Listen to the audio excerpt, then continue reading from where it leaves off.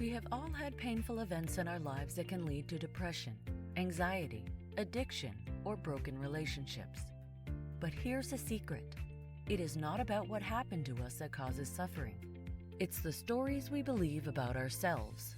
Join us as we shine light on how to rewrite our stories, avoid the shadows of shame, and travel along the pathway to joy, love, and connection. It's the Finding Peace podcast with your host, Amazon best-selling author, Troy L. Love.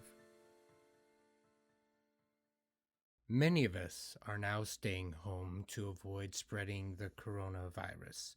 And because of that, many of us are resorting to the television to watch endless hours of entertaining programming. And I, like millions of Americans, seem to be drawn to the competition shows.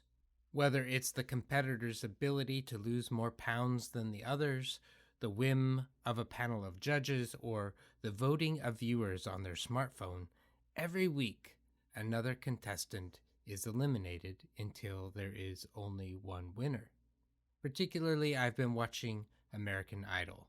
There can only be one American Idol is a phrase I hear repeatedly on the show. There can only be one winner. That is how the competition goes. There can be only one gold medalist, one winner of the state basketball tournament, one student of the month. I get it. It's how the competition game works. And to be honest, I hate that.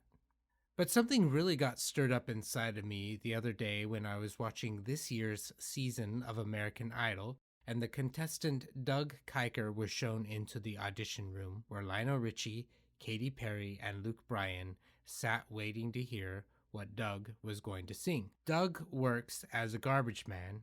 He's missing one of his front teeth. He apparently has had no experience singing except for in the shower. In fact, he was dragged off to go sing in front of some random individuals in order to get some experience before showing back up in front of the panel of judges to show off. He'd actually tried out for American Idol in August 2019, and he didn't make the cut, and so he decided to try again and ended up in front of the judges in Baton Rouge, Louisiana. I've put his audition in the show notes for you to watch.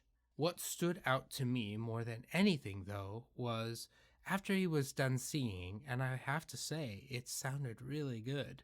What stood out to me more than anything was the comment Lionel Richie made as he put his arm around Doug's shoulder. He said, "This is a man trying to show his daughter that he is somebody." With tears running down my cheeks, I blurted out, "He is somebody already. He doesn't have to prove that to anyone." I'm reminded of Theodore Roosevelt's speech, "The Man in the Arena," that Brené Brown references in her work. It is not the critic who counts, not the man who points out how the strong man stumbles, or where the doer of deeds could have done them better.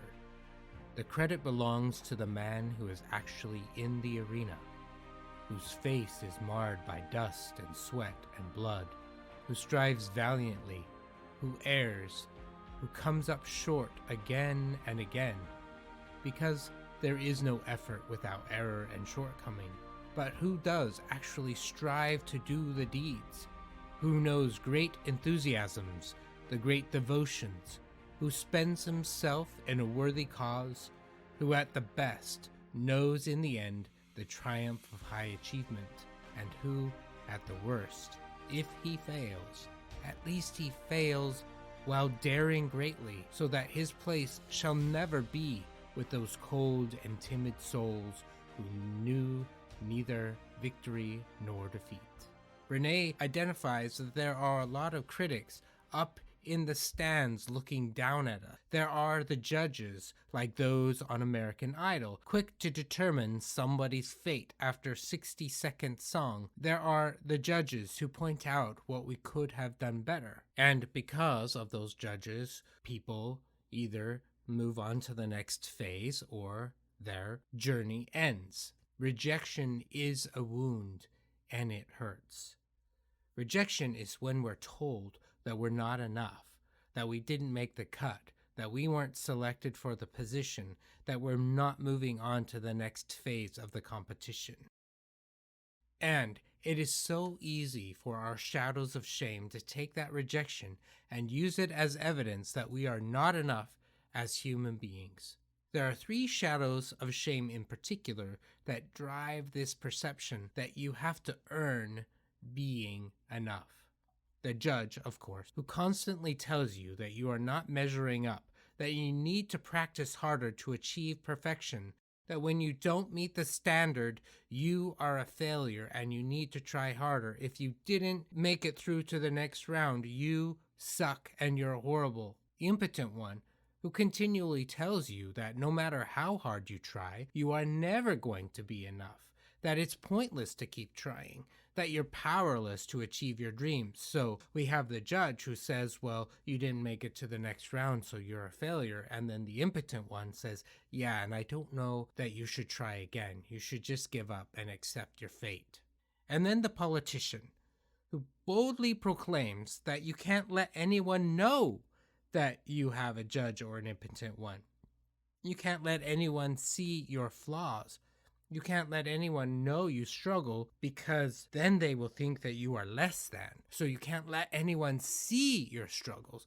You have to put on a mask of perfection. And so with all 3 of those shadows working on us all at once, it can be very overwhelming and very defeating. With all the reality competition shows such as The Biggest Loser, Survivor, Amazing Race, American Idol, The Voice, and The Bachelor, I can see how the author, Suzanne Collins, was able to come up with the concepts she wrote about in her series The Hunger Games, where every year a contestant from each state of Panem would come to compete to the death until there was only one winner. The rest were losers. And that's exactly what the shadows of shame will try to tell us, that we're losers because we didn't win. But are we really losers? Well, obviously that's what our shadows of shame are trying to tell us, but let's look at the reality. Yes, there are those who are more talented at singing than others. There are those who can sing on pitch and control their voices better. There are those who can throw a 100-mile-per-hour baseball with accuracy when others cannot. There are those who can listen better than others. There are those who can make amazing pastries and pies better than others. It's a part of life.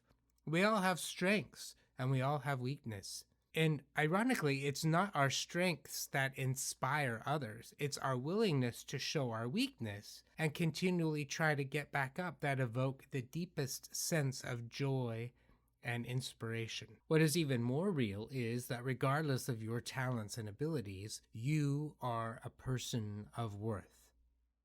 There will always be another American Idol as long as the show is produced. There will always be another Bachelor or Bachelorette each season. There will always be another masked singer as long as the shows are produced.